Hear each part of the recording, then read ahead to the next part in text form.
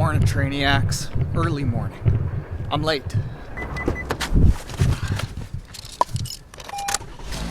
Something that I've been doing over the past 3 weeks or so is trying to train with people more, just to get that motivation back as opposed to the grind of training solo, and B, training with some of the fastest swimmers ever to come out of Manitoba. I think the guy that I'm swimming with is still on the all-time Canadian swim records list.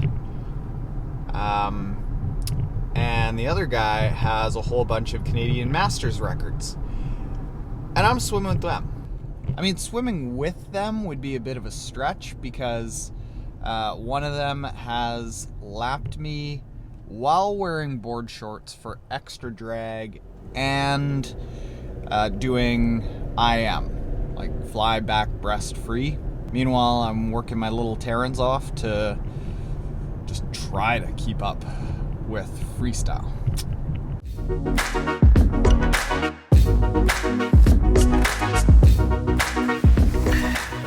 A bunch of people recently, when I put out a bit of a poll about what you want to know about on Instagram, asked me, like, what should you be doing, or what am I doing with my training plan, knowing that don't want to be complete bum in 2021, but we're probably not racing for a good 6, 7, 10 months. Like, how would I design a training plan if I had a race in June 2021?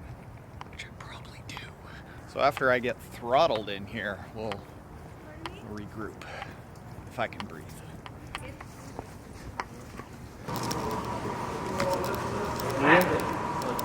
Are we in the grown-up pool today, or is this Masters? Nope, we are Masters. Oh, jeez. I can't hang out then.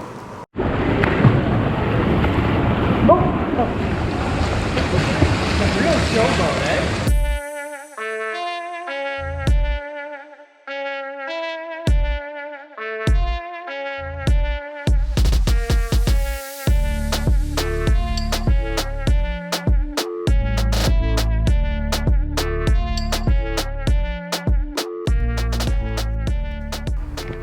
Wow, that was not a long swim, but they don't all need to be. It was just 1,500 meters. After an 800 meter warm up, I did fast 25s. Fast. Oh, hey. Look at Starbucks that. time! Yeah, I'm in. That's the highlight of today. He's fast. Fast 25s. Fast on a 3-to-1 rest to work ratio. So I was coming in, finishing each 25 on like 18 and a half seconds. So every 55 seconds, I pushed off the wall. What that does is it works the real top end, and you actually get like an aerobic training effect during your rest. It's a tri-subtle workout. Also, found out something very interesting in there. Underneath this Suave Roca vest, I put on my wife's t-shirt.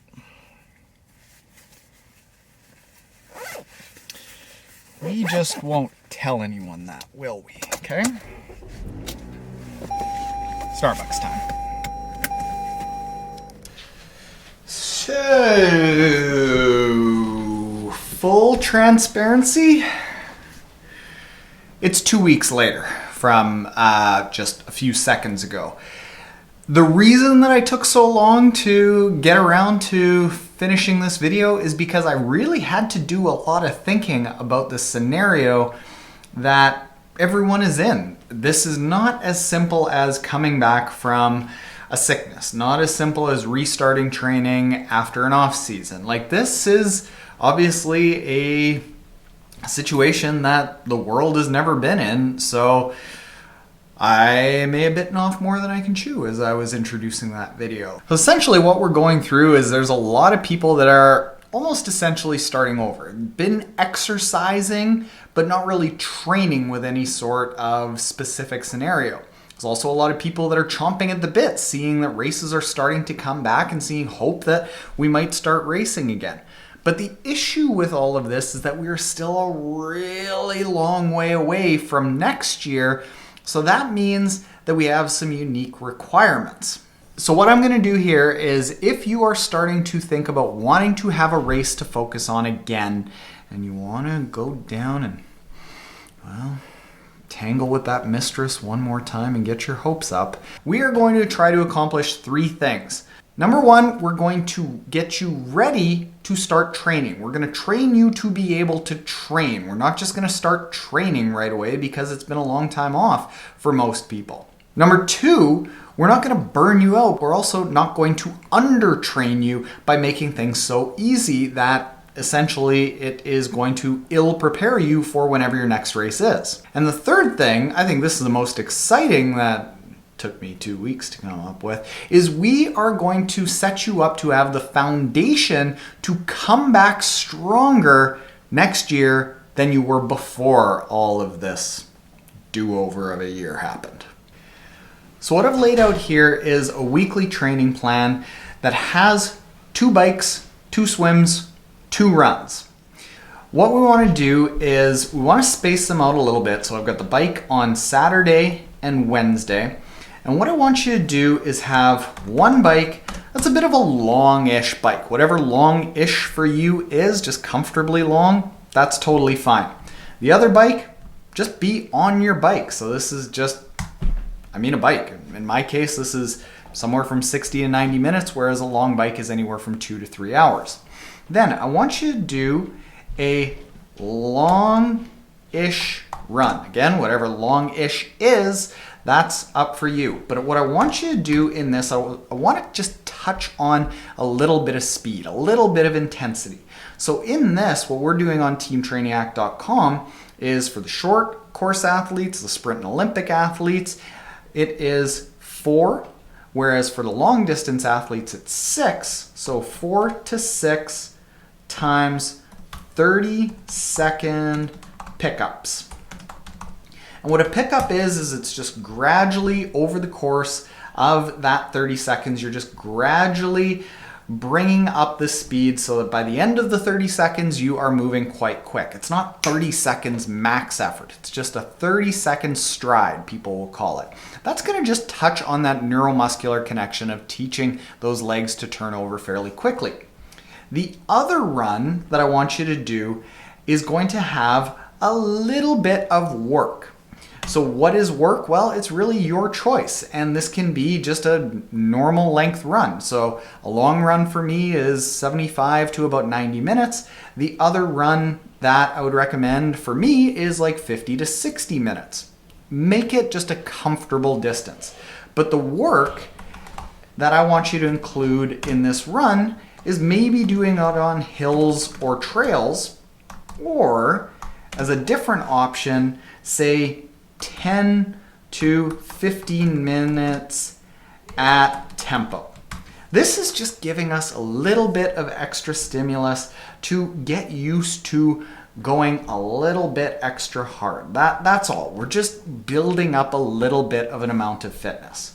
And then for the swim, what we want to focus on right now, and this is what we do every single year on Team Trainiac, is this is not a time to really go out and start smashing big swims. This is focusing on technique, and specifically the kick technique, the kick to stabilize your body, proper kicking technique. And you can check out in Triathlon Swimming Foundations, or a video I'll share at the end, what really good technique and a structure to build a good technique is. And that kick technique isn't done for the sake of becoming a better kicker, it is done for the sake of stabilizing the body. And that stable body is going to allow you to be less wiggly from side to side and float up closer to the surface of the water. The kick is what drives the rest of the stability in the body.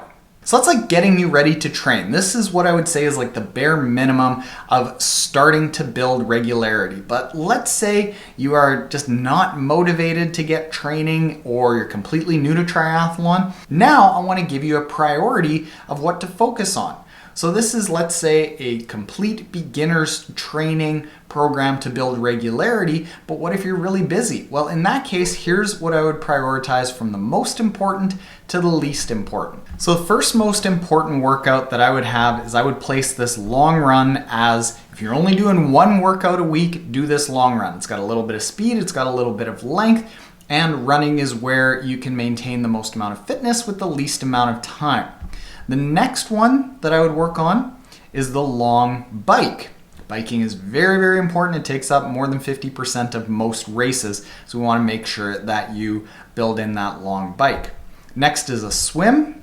Hopefully you can get into a pool right now because we want to have at least one of swim, bike, run every single week. Next, I would put in the run because again, you're going to be able to maintain the most amount of fitness by focusing on that run. Then next, I would focus on the swim.